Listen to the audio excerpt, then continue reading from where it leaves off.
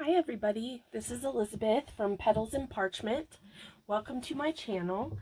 I am so excited to kick off the Sugarplum Stories collaboration between myself and Wild Rose Bohemian. So today I'd like to dive right in and show you my process for making a small 2-signature journal. So I did a little prep work beforehand, and I've got all of my fussy cuts cut out. I've got my signatures made, and I've got some stuff cut out for the journal base. So let's go ahead and get started. I'm just going to move some of this stuff out of the way, and thank you so much for joining me today. I can't tell you how excited I am about this, and so glad that it's finally here. I am so looking forward to seeing what everyone comes up with. So far, Cheryl has shown her journal in Wild Rose Bohemian's group, and I was so delighted I couldn't contain myself. Just seeing all of this become a reality has been so magical so far. So thank you so much for being here. If you want to play along, I'll have some links in the description below. So you can go ahead and click on the links to find the kits, and there's a lot of freebies being offered as well, so you can play along with those. We've got this board game I'll tell you about real quickly before I jump into the tutorial. And the game board, I've got mine made up here. I did include the directions so that I wouldn't forget anything when I tell you about it. But you'll just watch all the videos from the collaborators, which are called Sugarplums, and each day from today, November 1st, until the 20th, there will be a video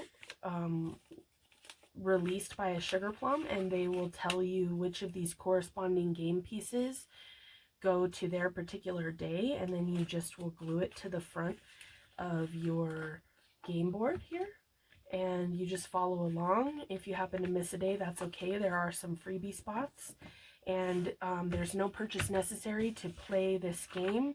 You just have to follow along and make sure that you like, subscribe, and comment to all of the Sugarplums so that you can be entered in for some really incredible prizes. So now that we've got that out of the way, let's go ahead and get started. So I found this really thin cardboard when I was cooking the other night, and I thought, well, this will be perfect for the project that I envisioned in my mind. So what I did was I found this really pretty, I don't know if you can see, but there's a really light snowflake pattern on this material here.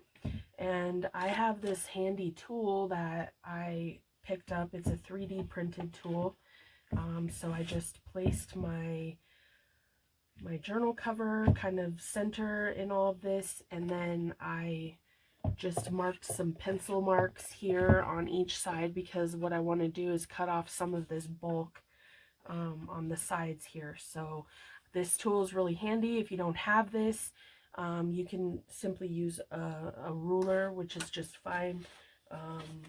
I like this one because it has the spot for the corner to fit, but if you don't have that, that's totally fine. You can just measure you know, 1/4 of an inch from the corner here, and then you would just draw your line this way with your ruler.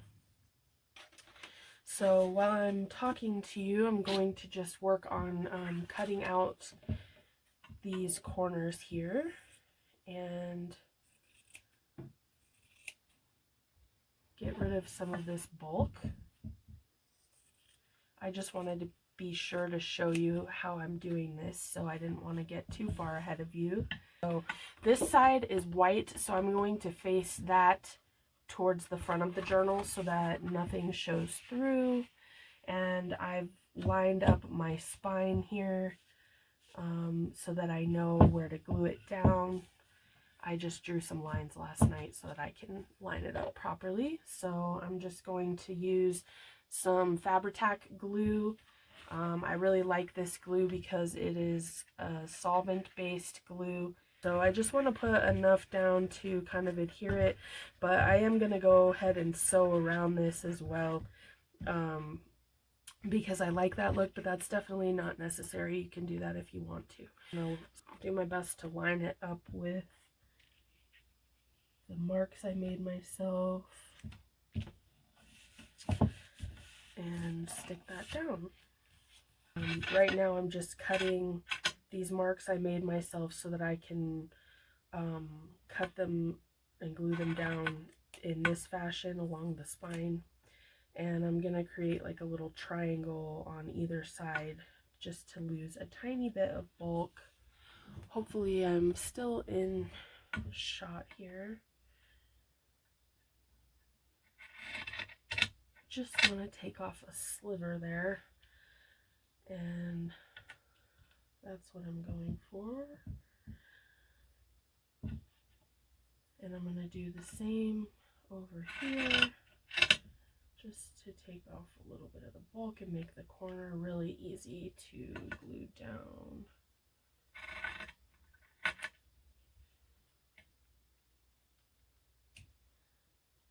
I'm going to just clean up this edge a little bit. Perfect. So then I'm just going to go to this other side and do the same thing. Just kind of put on either side of that line that I made myself.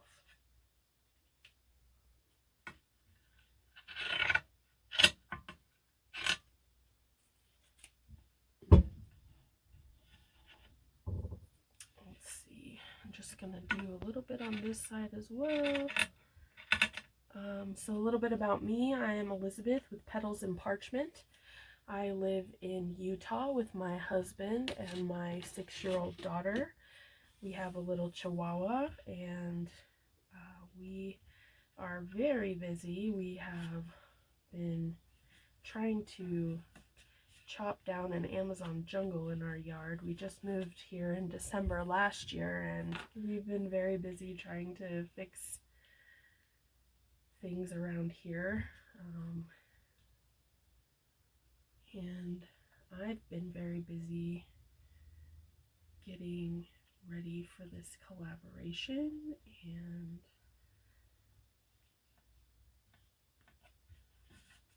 I'm so excited that it has finally arrived. So thank you so much for being here. Like I said, you can go to my Ko-fi shop and download a copy of the game board, and there will be some really fabulous prizes at the end of it all if you follow along. And it's just super fun, and we've got lots of freebies for you, so go ahead and pick those up as well. I'll put the link for the freebies in the description box as well. So what I'm doing here now is I'm just gluing down the fabric. I'm turning this to the inside, and then I'll be covering it with some pretty wallpaper I found that in my stash that matches. I wanted to find a piece of paper that was big enough to cover the whole thing, and I found some really pretty old wallpaper that I think will work very well for that. And then I'll be sewing around the edges, and then when we come back I'll show you how I'm going to add my signatures and build my journal topper. And we should, at the end of this, have a really pretty beginning to our journal, and then I'll just spend the remainder of the month adding to it and doing some really cool projects, and I'll be showing you how to do those as well. So definitely come back and stay tuned for that. Hit the subscribe button so that you don't miss that. I've got some pretty neat tricks up my sleeve. But I think today we'll just be working on the journal itself and the cover here. So this is a pretty easy method here. Just find some cardboard, and this is what we have. I want to make sure that I've pulled everything tight before that glue dries so that there's no wrinkles on the front. You do have a little bit of wiggle room with Fabri-Tac.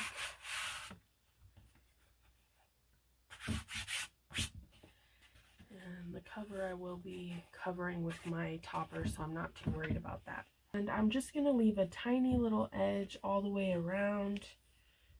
So I think by marking it here and here should achieve that.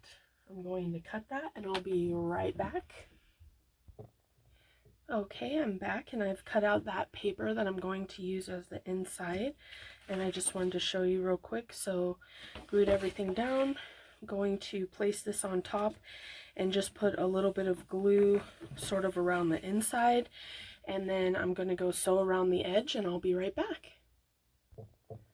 Okay, I'm back and I'm pretty pleased with how this turned out. I did sew around the edges all the way, and then I also added a stitch on either side of the spine.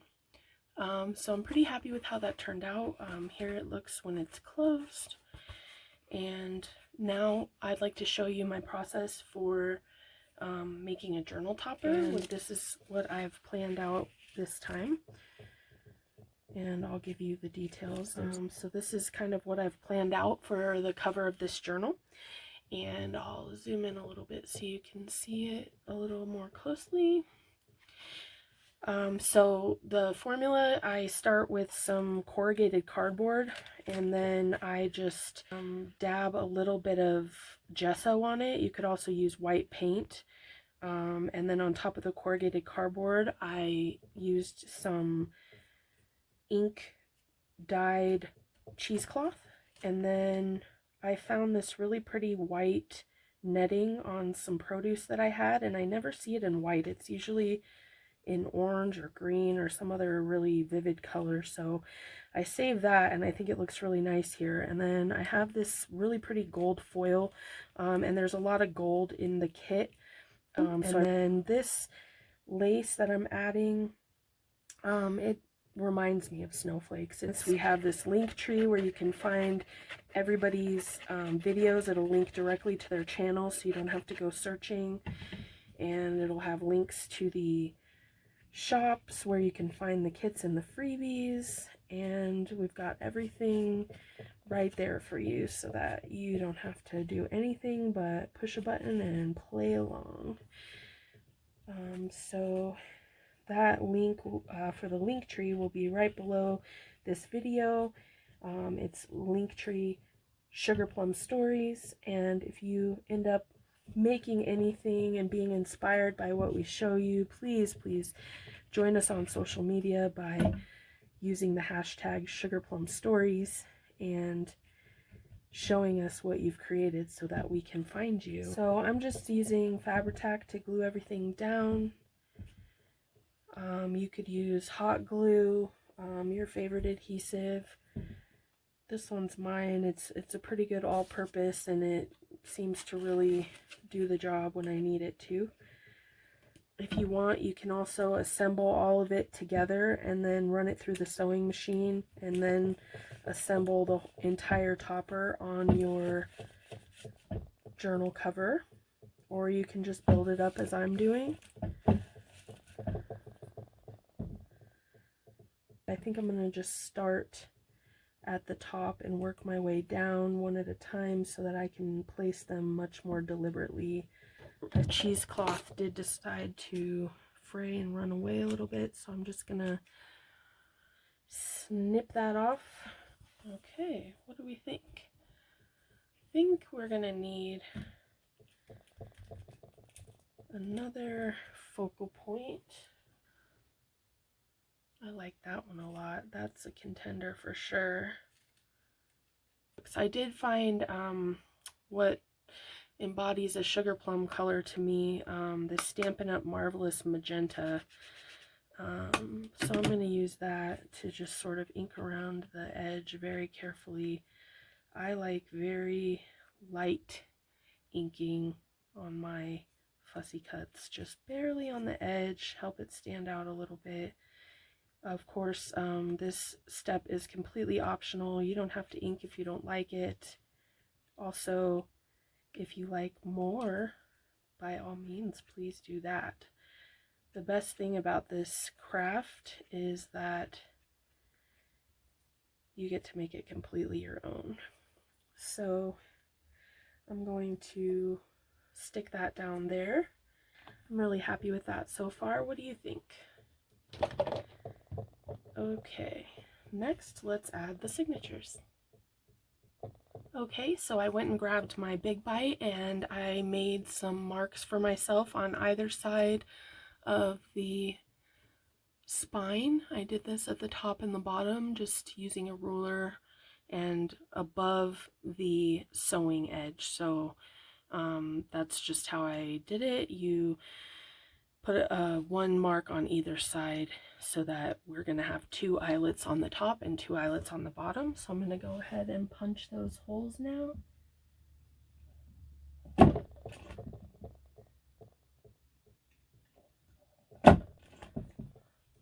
Okay, just like that. And then again on the top.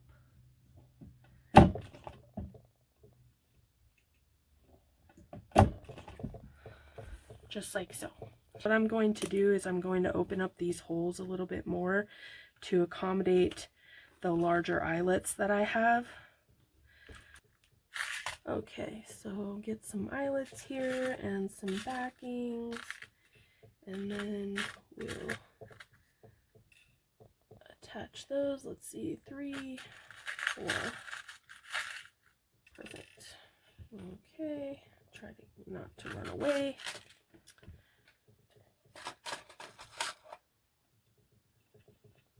These backings are pretty tricky to put on, so I usually will put it on and then I'll turn my crocodile upside down so that the base is on the top and I can catch it and then I can squeeze it together. That came out pretty good. Don't be afraid to take the eyelet back out if it gets squished in a way that you don't like. So again, I just hold it upside down like this.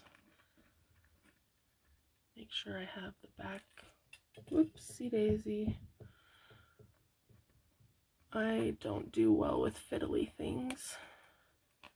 Alright, flip it upside down so that the base is on the top. There we go. That looks pretty nice. Okay, now onto the bottom set. And then the fun can begin. So there we go. This looks pretty awesome. I'll turn it sideways so you can see it. Again, sorry about that. I think I'm still zoomed in there. So here's what we're going to do next. I've got some white elastic and I'm just going to unravel it here and get started with the binding process. This is really simple, super fun. So you just go in through the bottom and in through the bottom. Then you come up here and you go out through the top and back in through the top. And then you're gonna sort of pull it, I guess, so that it's in the middle and tie it off. I'm going to cut this so that I don't have it attached any longer to the spool. And then I'm just going to pull it tightly and tie it off.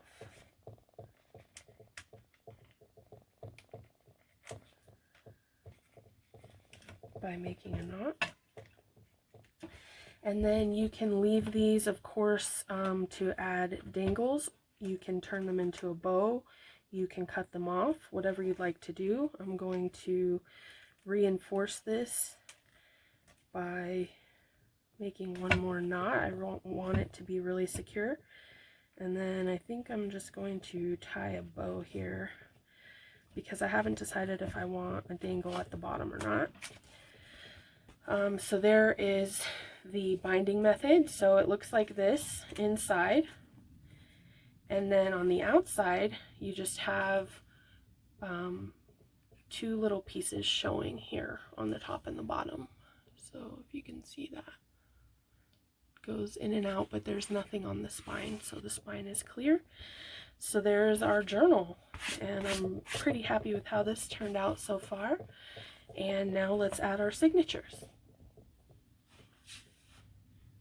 I've got the signatures pre-made here. These are some of my favorite pages from my add-on kit. And in the center, the reason I did two signatures is I wanted to have this stage as a focal point. And then I also wanted to have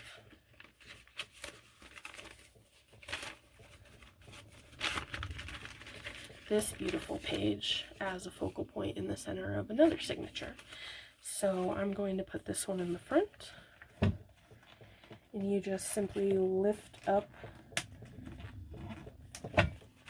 the elastic and slide your signature into place. And it will stretch for you. And then on the second one, you do the same thing.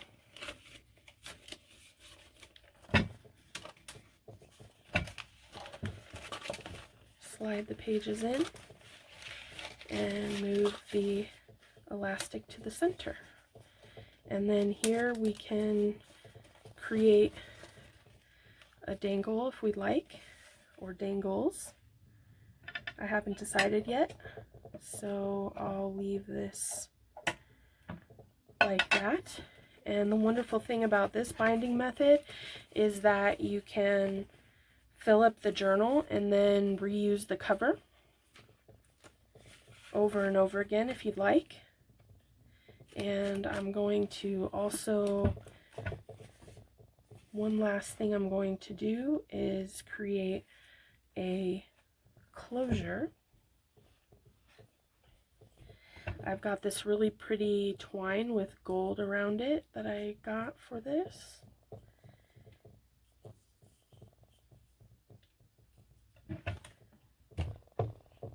Oops, sorry I bumped you there. So I'm just going to measure how much I need and then cut that off. I like to give myself a little extra just in case.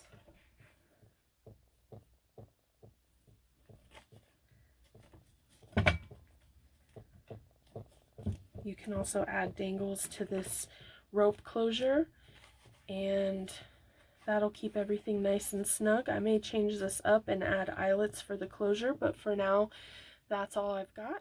And time to reveal your first game piece. Put this in spot number 1.